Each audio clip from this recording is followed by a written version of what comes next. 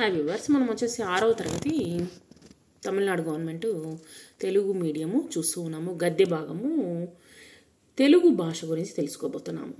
రండి బాలల్లారా, మన తెలుగు భాషలోని తీయదనాన్ని మరియు తెలుగు భాష గొప్పతనాన్ని చాటేటువంటి పద్యాల గురించి తెలుసుకుందాము. సంస్కృతంబులోని చక్కెర పాకంబు, అరవ భాషలోని అమృతవాణి, కన్నడంబులోని కస్తూరి వాసన కలిసిపోయే తేట తెలుగునందు మిరియాల రామకృష్ణ గారు రచించింది. ఇక్కడ ఏం చెప్తున్నారంటే, సంస్కృతంలో చక్కెర పాకాన్ని కలిపినట్లు, తర్వాత వచ్చేసి అరవ భాషలోని అమృతము కలిపినట్లు, కన్నడంలో ఉన్నటువంటి కస్తూరి వాసనను మూడింటిని మిక్స్ చేసినట్లుగా తేట తెలుగు అనేటువంటిది ఉంటుంది అని మిరియాల రామకృష్ణ గారు అన్నట్లు, సంస్కృతంలోని తీయదనము, తమిళంలోని అమృతత్వము, కన్నడంలోని సుమధుర పరిమళము, ఇవన్నీ కలగలిపినటువంటి కమ్మనైనటువంటి భాషే మన తెలుగు భాష.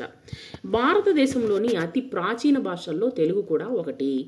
భారత ప్రభుత్వం తెలుగుతో పాటు సంస్కృతం, తమిళం, కన్నడ భాషలకు 2008వ సంవత్సరంలో ప్రాచీన భాష అనేటువంటి హోదాని ఇచ్చి గౌరవించింది.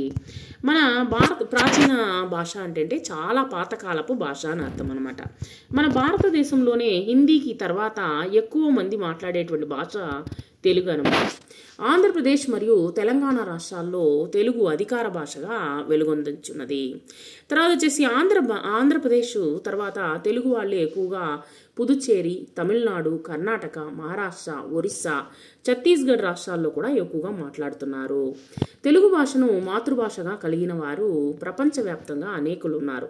నేడు తెలుగువారు ఐటీ రంగంలో ప్రపంచాన్నే శాసిస్తున్నారు. మన తెలుగు భాషకు చాలా ప్రాముఖ్యత ఉందన్న సంగతి మనము గ్రహించాలి. ఎందుకంటే తెలుగు భాష మన మాతృభాష కాబట్టి. ఉత్తమోత్తమైనటువంటి భాష మన తెలుగు భాష, అంటే అన్నిటికన్నా ఉత్తమమైనటువంటి భాష అన్నమాట. ఇది ప్రపంచ ఉత్తమ లిపుల్లో 2వ ఉత్తమ లిపిగా వెలుగొందుతుంది. అంటే ప్రపంచ భాషల్లోనే ఇది ఉత్తమ లిపి అని చెప్తూ ఉన్నారనమాట.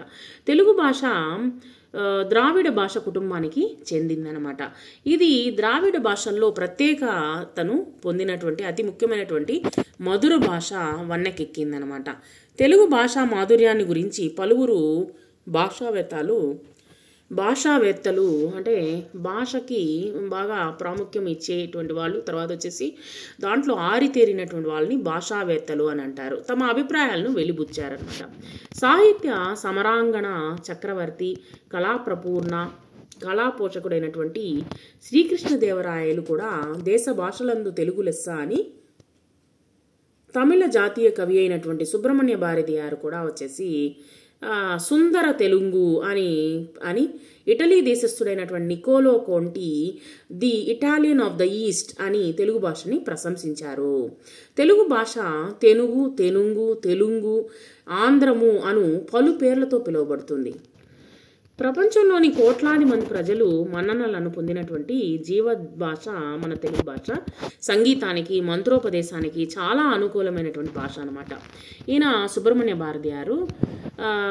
తర్వాత వచ్చేసి ఈ యొక్క భాషను వచ్చేసి అనుకూలమైనటువంటి భాష, మంత్రోపదేశానికి కూడా అనువైనటువంటి భాష అనమాట. ఇది ఇంతటి గొప్ప ఘనకీర్తిని అందించినటువంటి మన తెలుగు భాషను పరిరక్షించుకోవలసినటువంటి బాధ్యత తెలుగువారైనటువంటి ప్రతి ఒక్కరి మీద కలదని సంగతిని మనము గుర్తించుకోవాలి. ఇక్కడ మనము అర్థాలు నేర్చుకుందాము.